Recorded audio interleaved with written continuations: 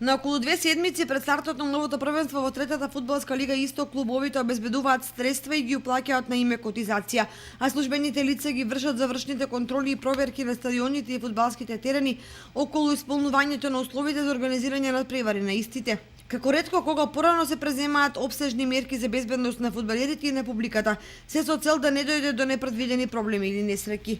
За среда, 24 август, во Кочани е предвиден состанок со комесарите за безбедност, на кој ќе се разговара за мерките кои треба да возможат безпрекорна организација на фудбалските надпревари.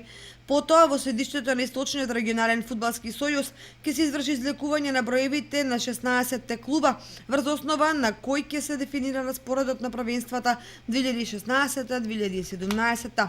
Третолигашите интензивно се подготвуваат за новото првенство, кое по многу нешта ќе биде значајно.